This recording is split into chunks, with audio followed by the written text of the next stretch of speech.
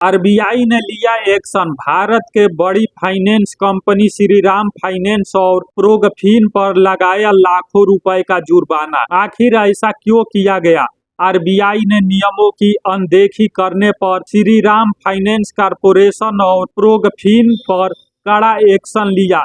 KYC और risk management में भारी लापरवाही के चलते दोनों कंपनियों पर क्रमशः 8.10 लाख रुपए और 2.70 लाख रुपए का जुर्माना लगाया गया है। अब इन कंपनियों में जो लोग निवेश किए हैं या जो लोग लोन लिए हैं उनका क्या होगा? क्या उनके ऊपर भी संकट आ सकता है? चलिए इस वीडियो में पूरे डिटेल में जानते हैं। क्या आपने भी किसी प्राइवेट फाइनेंस कंपनी से लोन लिया है या वहां आपने पैसा निवेश किया है? अगर आपने किया है तो यह खबर आपके लिए बेहद जरूरी है। देश का केंद्रीय बैंक यानी भारतीय रिजर्व बैंक इन दिनों वित्तीय सेक्टर में किसी भी तरह की लापरवाही बर्दाश्त करने के मूड में बिल्कुल नहीं है। शुक्रवार को आरबीआई ने अपना हंटर चलाते हुए दो मशहूर फाइनेंस कंपनियों श्रीराम फाइनेंस कॉरपोरेशन और प्रोगफिन पर लाखों रुपए का भारी भरकम जुर्माना ठोक दिया है। नियमों की अनदेखी और ग्राहकों की सुरक्षा से जुड़े प्रोटोकॉल तोड़ने पर आरबीआई ने यह कड़ा एक्शन लिया है।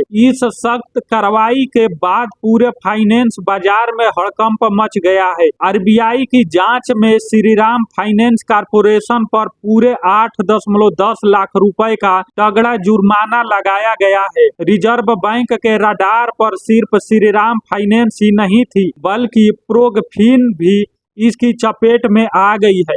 आरबीआई ने कड़ा रुख अपनाते हुए प्रोगफिन पर 2.70 लाख रुपए का जुर्माना लगाया है। इस कंपनी की सबसे बड़ी खामी यह पकड़ी गई कि इसने खातों के जोखिम वर्गीकरण की समय समय पर समीक्षा करने का कोई सिस्टम तैयार ही नहीं किया था। आरबीआई के दिशा निर्देशों के अनुसार हर 6 महीने में कम से कम एक बार ऐसी समीक्षा होना बेहद जरूरी है, लेकिन कंपनी इसे लगातार नजरअंदाज करती आ रही थी। क्या इसका असर आम ग्राहकों पर भी पड़ सकता है? जब भी किसी बैंक या फाइनेंस कंपनी पर आरबीआई जुर्माना लगाता है तो ग्राहकों के मन में सबसे पहला सवाल यही आता है कि क्या उनका पैसा सुरक्षित है। आपको घबराने की बिल्कुल जरूरत नहीं है। इस तरह के जुर्माने कंपनियों पर नियमों का पालन न करने के कारण लगाए जाते हैं और इसका सीधा असर ग्राहकों के लोन